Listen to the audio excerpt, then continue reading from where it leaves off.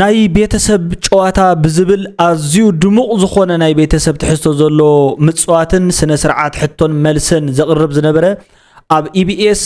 ከምኡውን ኣብ ዝተፈላለዩ ናይ ኣማርኛ ሙቪታት ወይ ከዓ ፊልምታት እንሪኦ ዝነበርና ኣዝዩ ብሉጽ ተዋሳኢ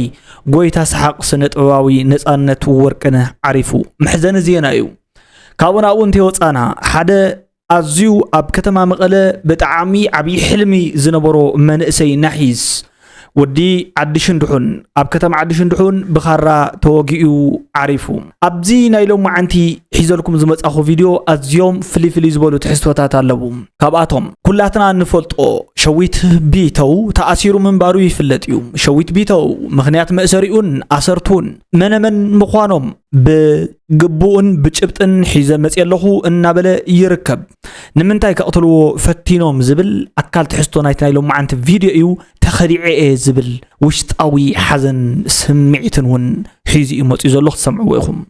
ድሕሪ ነዊሕ እዋን ጭምጭምትኡ ዝስማዕ ዘሎ ወይ ከዓ ኣበይ ከባቢ ከም ዘሎ ብብዙሓት ሰባት ኣካታዕ ዝኾነ ስነ ጥበባዊ ዮሃንስ አብርሃም ኣቦኡ ተጋዳላይ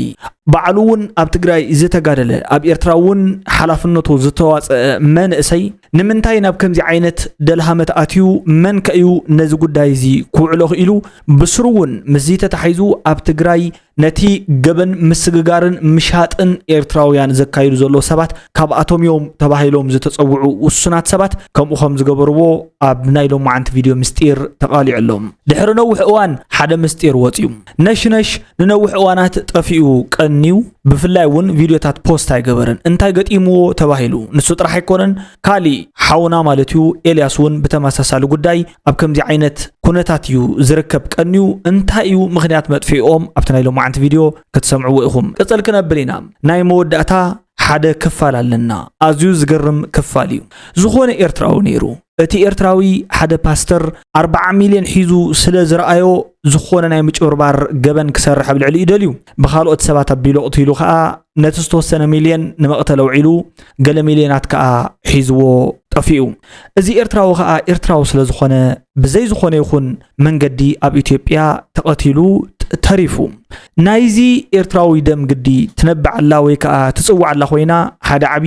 ሰብኣይ ነዚ ጉዳይ ብቕንዕና ኣውጽኦም ኣለዉ ኣብ ናይ ሎም መዓንቲ ትሕዝቶ ትሰምዕዎ ኢኹም መወዳእታ ዘለና ፕሮግራም ኣዝዩ ፍልይ ዝበለ እዩ ኣብ ባሕዊ ትፈልጥዎ እንዲኹም ሓረስታይ ኮይኑስ ፕሮፌሰር ማዕርግ ዘለዎ ዝበሎ ምስጢር ኣሎ ናይ ሎም መዓንቲ ቪድዮ ንሕርዳ ደስ ዝብለኩም ኮይኑ just get relaxed ነዚ ቻናል እዚ ሳብስክራይብ ግበርዎ ማለት እዩ ካብኡ ናብኡ ከዓ ነባራት እንድሕርዳ ኮይንኩም ሃናጻይ ርእይቶ ጽሓፉ ሳሊና ሶሎሞን ኢሱ ጅግና ኤርትራዊ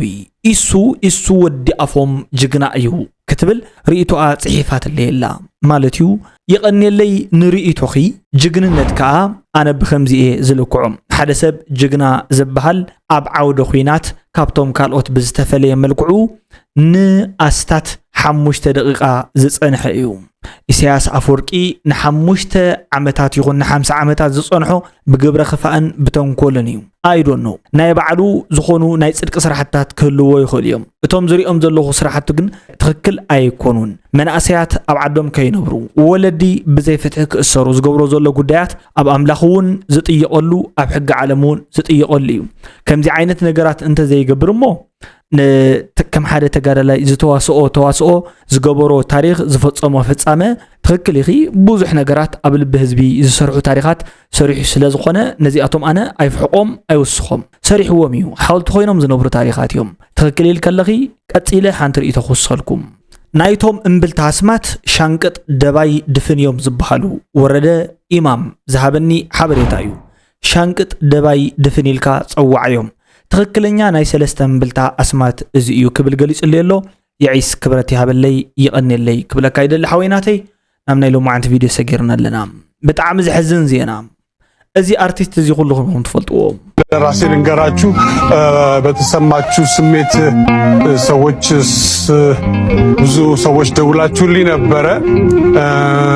አመሰግናለሁ ስለኔ ጤንነት ስለተጨነቃችሁ የስለሞቴም ያወጃችሁ አላችሁ በቲክቶክ እና በፌስቡክ የቀብሩን ቦታ አልተናገራችሁም እና እሱ ይቀራችኋል እና ትንሽ ስነ ምግባር ባለው መልኩ ብንከባበር ስራ ስለ ብንከባበር በጣም አሪፍ ነው። ታሟል ሲባል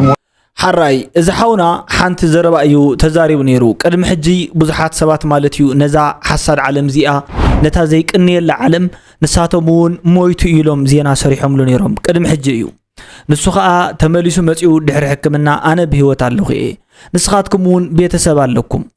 ኣነ ኣብዚ ብስራሕ ኢና ንፋለጥ ኣነ ንስኻትኩምን አንቱም ዩቲዩበራት አንቱም ቲክቶከራት ሰብ እንተይ ሞተ እንተሎ ሞይቱ ብምባል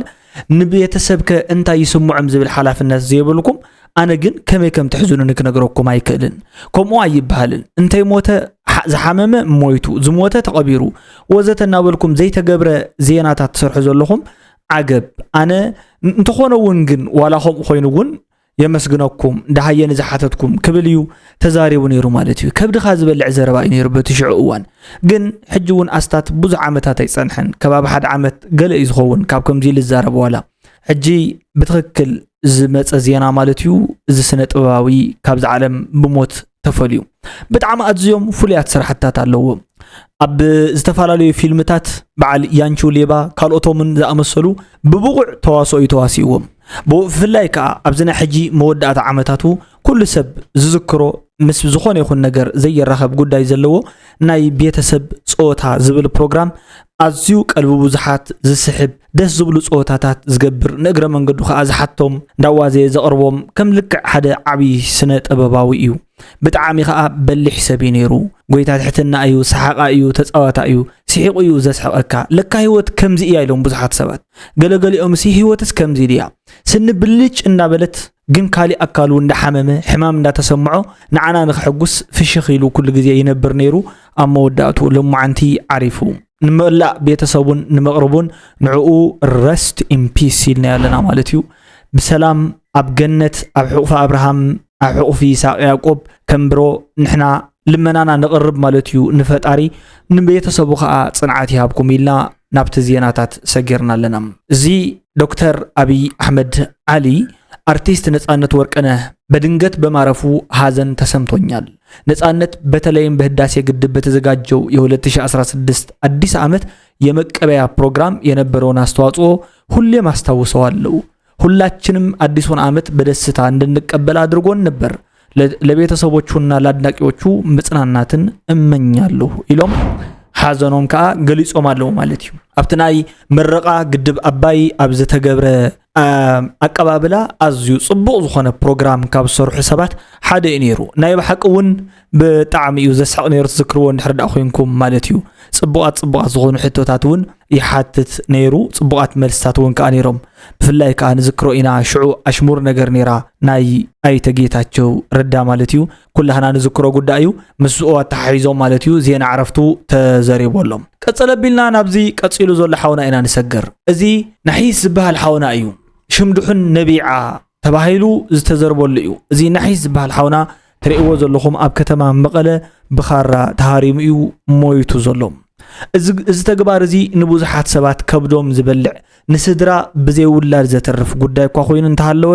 ብዙሓት ሰባት ግን ከም ቀሊል እዮም ዝርእይዎ ኣዝዩ ዝሕዝን ከብድኻ ዝበልዕ ብፍላይ ከዓ ሓደ ወድኻ ብኻራ ተወጊኡ ሞይቱ ክትበሃል እንተለኻ እንታይ ይስምዓካ ሓሚሙ ሰኣን መሕከም እንተኾይኑ ምናልባት ፈቲነ ነራ የተሳኻዓለይ እንትብል ሓሚሙ ሞይቱ ተኾይኑ ካብ እግዚአብሔር እዩ ነብስ ዶ ተተሓዝያ ትብል ሰብ ንሰብ ቀቲልዎ ብኻራ ወጊኡ ክበሃል ከሎ ግን ስቃይ ይስምዓካ እቲ ፔን ፊሊንጉ ክሳብ ውሽጢ ዓጽምኻ ሰርሲሩ ዝኣቱ ኣዝዩ ንዓመታት ዝተርፍ ጉዳይ እዩ ከምዚ ዓይነት ተግባር እንገብር መንእሰያት ኮይናሲ እሞ ከዓ ኣብ ከተማ መቐለ ካብቶም ኣናእሽተያት ከተማታት እኳ እንተኾይኑስ ኣዝዩ ብጣዕሚ ንእሽትለይ ንቕሓት ሕልንውን ከምኡ ብከተማ ዓቤቱ ከምኡ ስለ ዝፈላለ ከተማ መቐለ ማለት ሰሜናዊት ኮኸብ ተባሂላ ትፍለጥ ዓባይ ከተማ ናይ መስሕብ ቱሪዝም ዝተፈላለዩ አጋይሽ መጽኦም ዝዓርፉላ ናይ ዩኒቨርሲቲ ተምሃሮ ዘለውዎ ብዙሕ ቦታ እዩ ከምዚ ዓይነት ስልጡን ከተማ ኮይንካ ብኻራ እንዳተሃራረምካ ሙማት ማለት ኣዝዩ ናይ ነውሩ እዩ ግደፉ ከምዚ ዓይነት ነገር ፈጣሪ ኣይፈትዎን بتعمي زحزن لبخ يسبر ناحي ساتلو ناحي جرما مغلا جرما عشيم نحن زغنا منسي مندرات مغلا كتناهر صرح من سينيرو هوتو نمغير لعلن تحت زبل زنبره منسي ابوتيلات قاعد قينو سرح زنبره من اسي حونا لما عنتجن نخلو ذا سنبدا قتلت حونا سمعنا بتعمي لبخ زسبريو نزف تصام زفصمو اكلات كوميشن بوليس تግራይን ዝምከተማ አካላት ተባምኻን ናብ ሕጊ ከቀርብዎም ይግባ حراي نابت زغصل زلو وانا ناي تحستونا وكا مزالاربي زعبانا انا نسجر نعايز اسروني ودان طرون صاد قانن يوم قال بقاليو شويت بيتو زارو زلو نمنتي اسيرومني يزبل اتحتو كبعلو سمعوا اخم تملسي نحنا خا كنزارو لينا اسير كان زبل نعايز اسل ودن طرون جرال صارقان نيو كالز اسرن يلا جرال صارقان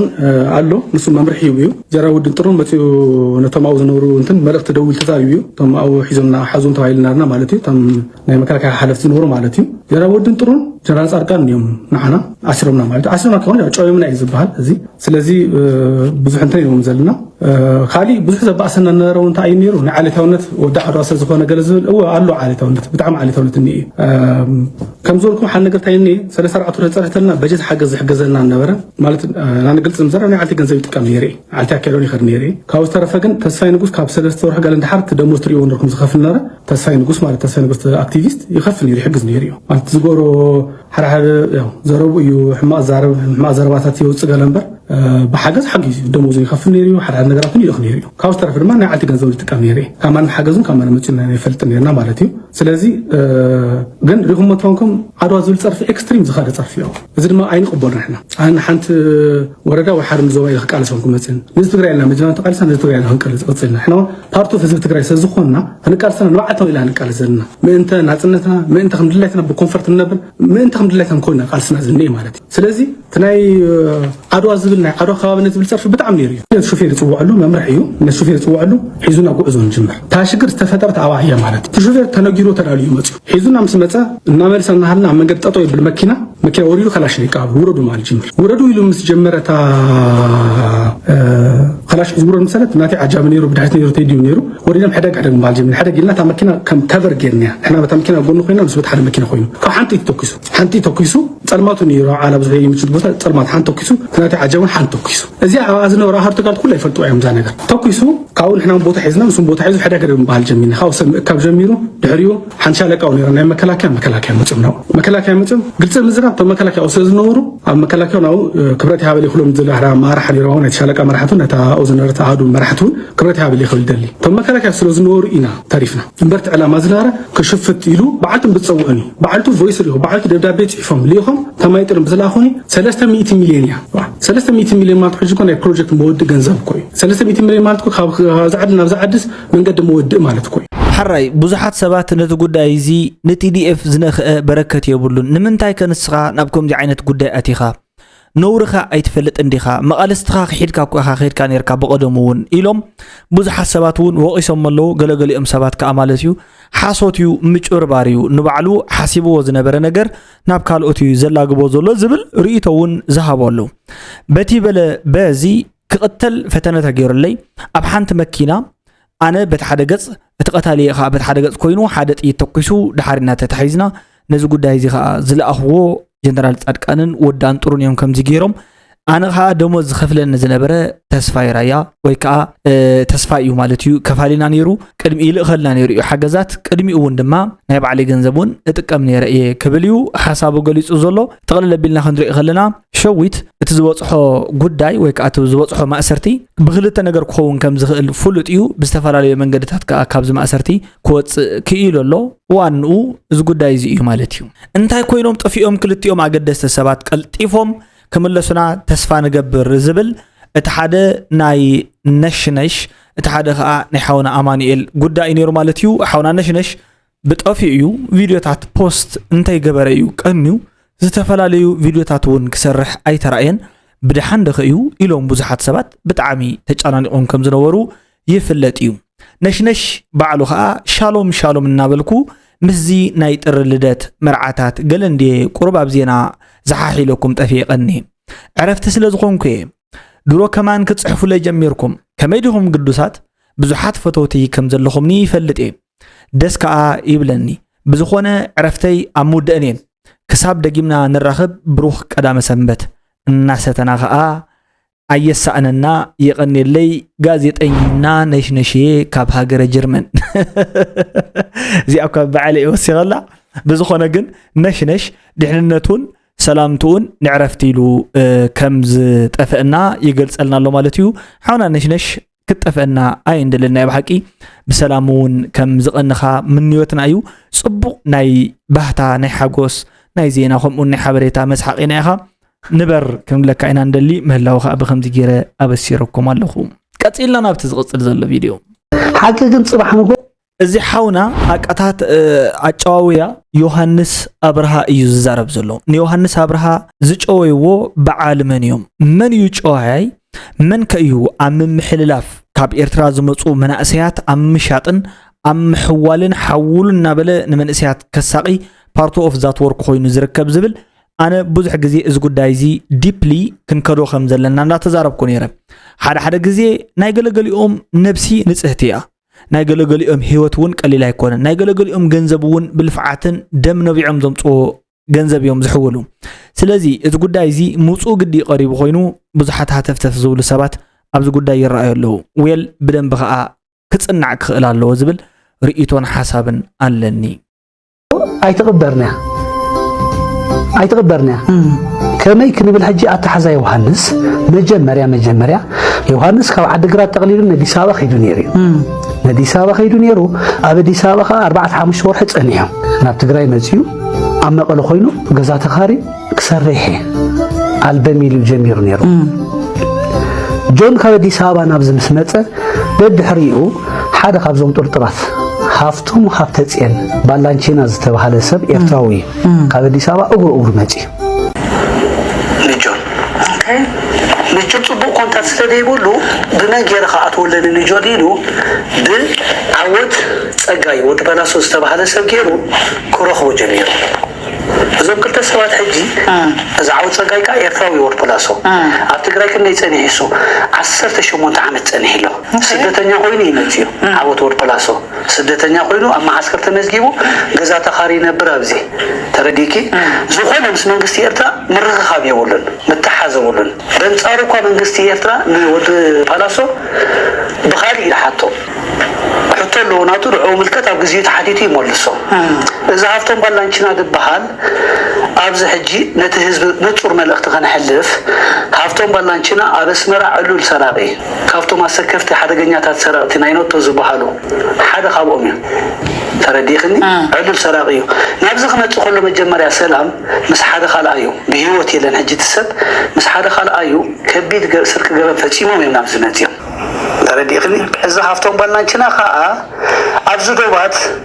ትግራይ ከም ዝገብሩሉ ተጋሩ ከም ዝገብሩና ኣለዉ ዝበሃል ዘሎ ጌጋ ርድኢት ኣብ መሸጣ ደቂ ሰባት ኣብ ብቀርሰና ደቂ ሰባት ተዋፊሮም ሓደ ካብ ዘለዉ እሱ በዓል ፖላሶ ዞም ሕጂ ነዚ ቆልዓ ሸይጠሞ ደለዉ ኣጥፊኦሞ ደለዉ እዮም ሓራይ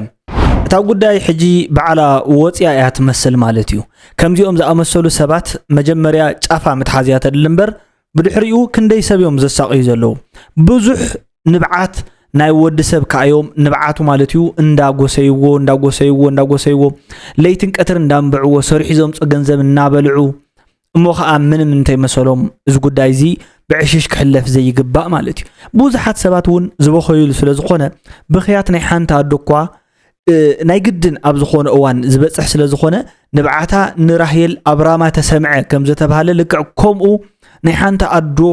ንብዓት ናይ ግድን ግዲኡ በፂሕዎም ዞም ሰባት ሕጂ እውን ስሞም ምፅራሕ ተጀሚሮም ኣለዉ በዓል ሃፍቶም ባላንቺና ወዘተ ገለ ዝበሃሉ ሰባት እዮም እዚ ሓውና እዚ ንባዕሉ ኣዝዩ ሓሳውን መላኽዕን መዋቕዕን እዩ ዝብል ዘረባ ወይ ከዓ ርእይቶ ዝፀሓፉ ሰባት ኣለዉ መንደኾን ጌታቸው ዝበሃል ስነ ጥበባዊ እዚ ተስፋ ኣለም ተዘይተጋጊ ሕጂ እዚ ሓውና እውን ዝእመን ኣይኮነን ክብሉ ፀኒሖም ኳሒሉ ናይ ምዝራብ ባህርያት ከም ዘለዎ ብዙሓት ሰባት ገሊፆም ሓቂ ድዩ ሓሶት ባልኻትኩም ኣጻሪዎ ኣነ ኣብዛ ናይ ተማሊ ቦታ እየ ዝፈልጦ ኣብ ኮሜንት ኣቴ ከረጋግፅ ኣብ ዝፈተንክዎ ግን ብዙሓት ሰባት ንስኻ ብዛዕባ እቲ ናይ ምስ ሰልጠነ ዝተገብረ ሓደ ግዜ ማለት እዩ ናይ በዓል ኣረጋይ ገለ ዝበሃሉ ዘረባታት ኣብኡ ዝተጋገዮ ዘረባ ስለ ዝነበሮ ሓዋዊሱ ይዛረብ ነዚ ከመኒ ሞ ኣማን ኣልይዎ ኢሎም ብዙሓት ሰባት ወቂሶሞ እዮም እንተኾነ ግን እዚ ጉዳይ እዚ በሪ ዝኸፈተ ስለ ዝመስል ተኸቲልካ ስዒብካ ነቶም ከምዚኦም ዝኣመሰሉ ሰባት ናይ መሓዝን ንሓውና ዮሃንስ ኣብርሃ ከዓ ማለት እዩ ናብታ ዘለዎ ዓዲ ካብታ ዘለዋ ከባቢ ብፍላይ ከዓ ኣብዚ ተታሒዙ እዩ ዝበሃል ጭምጭምታ ስለ ዘሎ ወይ ከዓ ናብ መጋባእያ ወይ ከዓ ቤት ፍርዲ ቀርብ ኣለዎ ዝበሃል ጉዳያት እውን ስለ ሰማዕና ድምፂ ክንኮኖ ከም ዝግባእ እዩ እዚ ሓውና ክልተ ግዜ ንህዝቡ ተሰሊፉ ብወላዲኡን ብባዕሉን ኣቢሉ ተቃሊሱ እዩ ሕጂ እውን ከዓ መወዳእቱ ኣባል ብርጌድ ንሓመዱ እዩ ኮይኖም መወዳእታ ካብ ኣባል ብርጌድ ንሓመዱ ምዃኑ ዝፈልጡ ሰባት እዮም ነዚ ጉዳይ እዚ ክጭወ ገይሮም ዝበሃሉ ዘለዎ ሓደ ከዓ እዚ ሃፍቶም ባላንችና እዩ ጥቡቅ መጽናዕቲ ተገይሩሉ ከምዚ ዓይነት ስለላታት እንዳሰርሑ ንሓዎ መሕሊፎም ዝህቡ ሰባት እውን ስለ ዘለው ክጻረ ክኽእል ኣለዎ ነፃ እንተኮይኑ ነፃ ክበሃል ክኽእል ኣለዎ ነዚ ሓውና እውን ድምፂ ክንከውን ከም ዘለና እግረ መንገድና ክሕብረልኩም ደልየ let's go ጽምዶ በዓል ጀሚሮ ሕጂ ፈሪሱ የለን ዝብል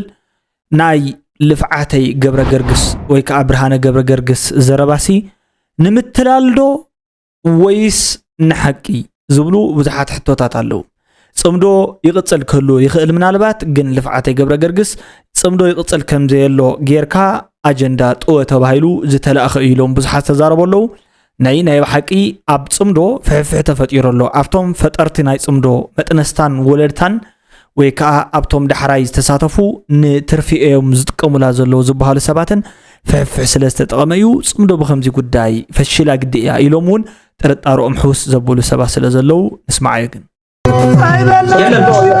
يلا عندنا احنا بحكي ولا صمد الله يناغنب يلا يا خبر حسي بعدين حس صمدوس يلا زي كونس ايتا غبرن حساب حس كافتا صمد 10 تخلت طوطو زبلت ነገር ካባን አይቀጸልን حساب حس إلا كتوچو من لا بيزنس ومن يجي معلي تايدي صرقان ليما كوي كامتي وفقت ገንዘብ ራያ ቢራ ገለበ እሱ ላይ ኮነ ዝሁሉ ዝሕሽ ነበረ ዳንገብሪና አቢ ዘሎ ድርድር ይብል ነይር ሐቂም ሳቢ ከይዳ ናይ አቢ ተጎንባህ ኮይነን ኤርትራ ጉዳይ ካውሉ ናይ ኤርትራ አሙ ይኹነው ዝሁል ናይ ኤርትራ ናጽነት ዘይቀየር መትከልና ይብል ነይሩ ንሱ ባሉ ዋ ኤርትራዊት ሰውይት ሓቂፉ ዝሓድር ዘሎ እሱ ይኮ ኤርትራዊት ኮ ያሰውይት እዚኦም ታይዝ መስሎም በቃ ንሻዕብያ ኾጥኦም ገለገለ ኸቡ ይመስሎም በይዛዋ ደቆ ኤርትራውያንም አይታሽው ሹልኩም ሲ ናይ እንስሳ ስራይስ ተቃውሞ ተኾንኩም ንሩዋሓትኩም ኩሉ ተቃውሞ ካወጻይ ጻድቃን ወይኑ ጥዑይ ጌታቸው ወይኑ ጥዑይ በቃ ደብረጽዮን ግን ኃጢአተኛ ባይ ጸታለም ተሰምዓኩም ሰውን ባልሲ ንዕቆኩም ትረፍ ንሕና ማለት ትረፍ ንሕና ሲ ዝኾነ ሰብ ክሰምዓኩም ከለስ ዋ ተታም ዝብሉ ዘለው ዚኦም ጸታለም ባሕር ደይኮርን እዮም ነይሮም ከመገይሮም ቲም ጥዑያት ንወይኖም ለደብረጽዮን ግን ኃጢአተኛታት ክብለካ ይኽልም تناتي فليت جورا عالم جاو حجي تقاوم انت خوينكم ويفليكم يتقاوم ايو تزي كوين ግን እከለውን ከምዚ ዝኣመሰለ ሓጢያት ኣለዎም ዝብል ጉዳይ ይዛረብ ዘሎ ሓውና ሰሚዕኩም ይኹም ብትክክለኛ ማለት እዩ ስለስተ ሰምዐ ኣብዚ ጉዳይ ዘመልክተ ዝብሎ ዘለና ሓሳብ እንታይ እዩ ዘይወለደን ዘይተዋለደን ዘይወሰበን ዘይተዋሰበን ዝኾነ ይኹን ሰብ ስለዚ የለ ኣብዚ ጉዳይ እዚ ብፍላይ ከዓ ማለት እዩ እከለኹም ዚ ኤርትራዊ እከለንኹም ዚ ገይሩ ክገብሩ እየ ዝብል أنا كم مرحتي أنت زين صبح صبح قوي أزول مغنيات ومرحتي لا ينشر كم زلو نايرا يا بيرا فلوت ينيرو زقول دايون بتعمي كم أنا اللي دوخوني خل كم مثلاًني نمنتين حد لكم عبيت كامبانيات أون كجبر خلو زم مرحت ناسي كابيد أمت يومت جنزب مع دموز اليوم حق إذا محاضر نير بدموز نحرد أتم محاضر نيركا سبيشال دموز كاش بتشعر جزء عينه برن من البات كله زغل ካሊ يعني عقاب سلام ጉዳይ ካልኦት ጉዳያት እንዳሰርሑ ይሰርሑ ከም ዝነበሩ ይፍለጥ እዩ ካብኡን ላዕሊ ግን ናብ ዓበይቲ ፋብሪካታት ኦን ዝገብሩሉ ወይ ከኣብ ናይ አንበሳ ብጽሒት ወሲዶ መሲ 50% ናተይ ገለገለ ዝበሃል አክሲዮን ዝኣትውሉ ግን አይነበሮም ሶ ሰሪቆም መምጽየሞ ሓጺርን ቀሊልን ዘረባ እዩ ካብ ምን ሰሪቆሞ ካብ መቐነትን ካብ ጁባን ህዝቢ ወል እቲ ህዝብኸ ተሰሪቁ ብግርባ ማይ እንዳገለለ እዩ ዝነብር أدينا كسب حجي كوو إيجار حوت قاتل جنا مالتيو جنا بسرون نجون نقلن مجزئي مالتيو كم عمت صراحة حجون حنت كنتال إخلي شيء كنتال مدابريا زي عدقة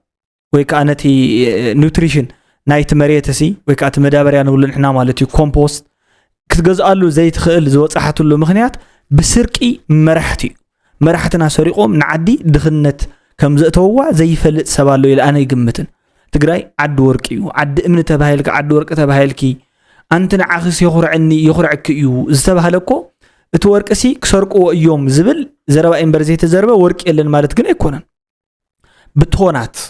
1.8 ቶን 18 ኩንታል ወርቂ ገለመለ ኩንታል ወርቂ እኽለይኩም ጽዋዓልኩም ዘለኹ መሸላ ኣይጽውዕን ዘለኹ ወርቂ የዝብለኩም እዚታት ዝሽየጠላ ዓዲ ኣብኣ ኸኣ ጥሙይ ኣብኣ ኸኣ ስደተኛ ኣብኣ ኸኣ ተፈናቃሊ ክረምቲ 5 ክረምቲ ማይ ውሒጥዎም ማይ ዘቕበበ ብናበለ ገለገሊኡ ካብ ሕቕፊኡ ዝብኢ ወዱ ገለና ወሰደሉ ዓሳው እንጀራ እናበልዕ ዝነብር ሰብ ከዓ ርኢና ማለት እዩ እዚ ንታሪኽ ክኸውን ዓለም እውን ሪኣትኩም እያ ብዙሓት ሰባትኩም ትፈልጡ ኢኹም እዚ ኩሉ ሰንክዚ ዝመፀ እዚ ኩሉ ጠንቅዚ ዝመፀ ካብ ምንታይ ይመስለኩም ካብ ስርቂ ሓደ ካልኣይ ካብ ግዕዝዮ መራርሓ ማለት እዩ ካልኣይ ሳልሳይ ካብ ውግእ ወረውግእ ዝበሃል ነገር እዩ እዚ ኩሉ ነገር ካብ ዝገብሩ ዝነበሩ መራሕቲ ከዓ ሕጂ ነንባዕላቶም ተመቃቂሎም ነንሕድሕዳ ዘይተተኣማመን መንግስታይ ክትፀንዕንያ ዝብል ቃል እዩ ኣይክተኣማመኑን እዮም ምክንያቱ ነቲ ህዝቢ እዚ በዲሎም እዮም ንሓዋር እውን ክሳብ መወዳእቶም ክፈርሱ ከም ምዃኖም እቲ ሽደን ዝበሃል ቆልዓ ይዛረብ ነይሩ ክትብሉ ኢኹም ንሓዋሩ ሽዑ የራኽበና ንቐፅል እዞም ሓውና እዚኦም ወይ ከዓ እዞም ኣቦና እዚኦም ኣባሓዊ ይበሃሉ እምበር ኣባሓዊ ጅግና ሓረስታ እዮም እዚኦም ሓደ ኣምር ነይርዎም ንስኻትኩም እውን ዘይትግምትዎ ሓደ ዓብዪ ምሁር እየ ዝብል ሰብ እውን ቀዲሙ ዘይሓስቦ ሓንቲ ዓዲ ሓመድን ማይ እንድሕር ደኣ ሒዛ ብዙሕ ስራሕታት ክትሳለጥ ትኽእል እያ ዝብል ግምት ኣለዎም ከም ሓደ ሓረስታይ ኣዝዩ ፍሉይ ታሪክ ብምስራሕ መራሒ ጣብያ እውን ብምዃን ከዓ ናብ ዓለም ውፅኢቶም ሒዞም ከይዶም ብኢድ ቢል ጌትስ ሽልማት ተሸሊሞም እዮም ኣበይ ኣብ ብራዚል እዞም ሓረስታይ ትርእይዎም ሓረስታይ ንባዕሎም ግን ኣብ ዝተፈላለዩ ዓለማት ዘይሮም ማለት እዩ ብቋንቋ ትግርኛ ጽሑፍ ኣቕሪቦም ማዕርግ ፕሮፌሰርነት ተዋሂብዎም እዩ ንሓረስታይ ንመጀመርያ እዋን ፕሮፌሰርነት ክወሃብ እንተሎ ማለት እዩ ናይ ክብሪ ዶክተር ገለገለ ክወሃብ ይኽእል እዩ ሓደ ሰብ ፕሮፌሰር እዮም ኮይኖም ፕሮፌሰር ክበሃሉ ዘለዎም እዘም ሰብ እዚኦም እዮም ተባሂሎም እውን ነይሮም እስከ ታሪኾም ግን ብደንብ ጌርና ክንሰምዖ ምእንታን ብስሩን ክስወጠና እውን ስለ ዘለዎ ናቶም ታሪክ ንኩሉ ሰብ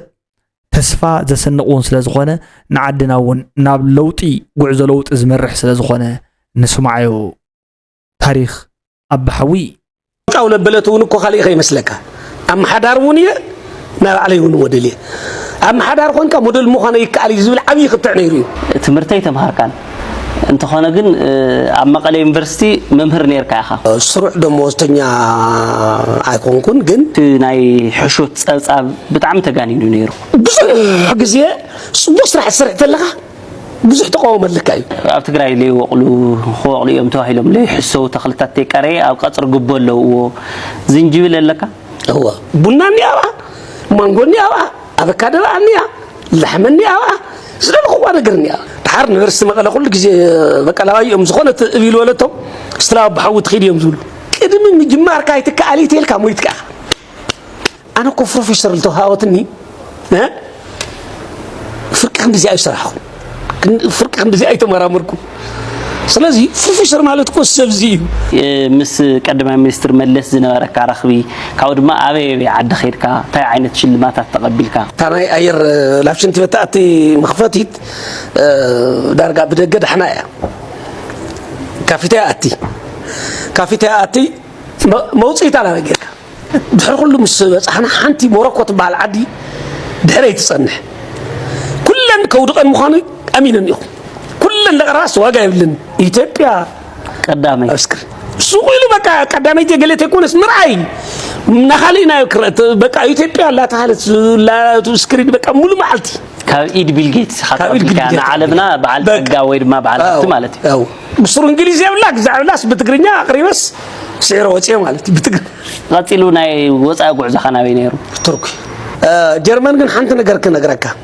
كورات تملكتنا سعوني تركي جرمن سويسرلاند برازيل كشع حزب احنا ناميبيا خاف 40 እዚ ኩሉ ዓድታት ዝዞሩ ሓረስታይን ሞዴልን እዮም ማለት እዩ መራሕት ጣብያ እውን እዮም موديل كوينكا حرستاي كوينكا مراح كوينكا موديل كتكون ايتخلن زبله تحساسبا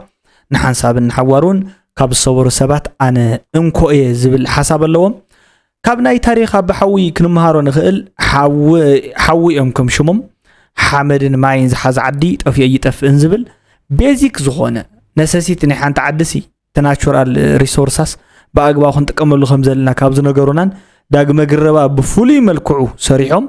نتي اب دحر غزኦም ወይ ከ ኣብ ጣቢኦም ዝነበረ ደረቅ መሬትን ጉህምን ማለትዩ ናብ መፋሰስን ናብ መንጫጫዕታን ዝቀየሩ ሰብአዮም ሶ ናይ ባዕሎም ናቹራል ዝኾነ ፋውንቴን ዝሰርሑ ሰብዮም ኣዚ ብጣዕሚ ካብ ዘድንቆም ሰባት ሓደ እዮም ከምዚ ክልመድ ክኽእል ኣለዎ ዝብል ርኢቶ ኣለኒ 40 ሚሊዮን ቅርሺ ናይ 40 ሚሊዮን ገንዘብ ጉድ ስምዑ 40 ሚሊዮን ብር ዘወፈረ ሓደ ኤርትራዊ ተቐቲሉ እዩ ቀድም ነውሕ እዋናት እንታይ ስለ ዝኾነ ካብዞም ኣቦ ንስማዕ እዮም ሚሊዮን ብር አንድ ኤርትራዊ እኮ እዚህ ከተማ ውስጥ እኮ ሰውየው ተገሎ እኮ ብሩን ወስደዋል ነቢያት ለጉዳዩን ለሚሸፍኑ ሰዎች 5 ሚሊዮን ብቻ አውጥተው የቀረውን 35 ሚሊዮን ብር የወሰደ ነብይ እኮ አለ እዚህ ከተማ ላይ ሰውን ነብስ አስጠፍቶ አዎ እዚሁ ከተማ ቢያሳ ነው የሞተው ሰውየው እንዳው ኤርትራዊ ስለሆነ ብዙ ምንትኑ አልወጣም በዘመድም እዚህ ስለሌለው ምናምን እንደዚህ የሚያደርጓሉ ከባድ ወንጀል የሚሰራበት አገር ነው እንደዚህና አሁን በዚህ መልክ ጌታ ሰጠን ምናምን ሰጠን የሚሉት ሰርተ ስታመጣ ነው ይሄ የሚዘዋወረው ገንዘብ ተሰርቶ የመጣ ገንዘብ አይደለም በሌብነት ካንተ ይነጠቃል ኔጋ ይመጣል ከኔ ደግሞ የተሻለ ሌባ ደግሞ ይነጥቅና ዛጋ ይወስዳል ያለው ስለዚህ ብሌብነት ዝመፀ ገንዘብ እዩ ሰሪሖም አምላኺውን ዝበሃል ገንዘብ የብሎምን እቶም መብዛሕቱ ግዜ ከምዚ ዝገብሩ ሰባት ከዓ ካብ ሌባ ናብ ሌባ ዘመሓላልፉ ቅርሺ ዘሎ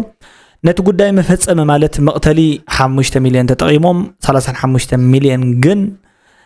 ወሲዶምሉ 40 ሚሊዮን ጠቅላላ ተወሲዱ እዚ ሰብ ከዓ ሞይቱ ተሪፉ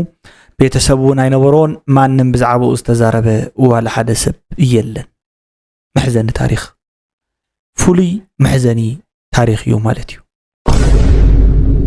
بتعمي يتقريمة كبراتن فتواتن نايلو معانت فيديو نزي مسل كسام موداتا مدب تخاتاتي لكمو أم موداتا هانات أي رئيتو نحرد لكم كوينو نزي رئيتو كتكاتاتلو ويكا أخطبوني كمزي كالوت سبات زتوابعين اخت التوابعي لابوكم لو أمك أنا بخون لكم يمنا چاو دحنا قدني وتا صبو أنك يسمعنا قبلكم إدلي Good light. نحن حضرت حواتي ما نطيب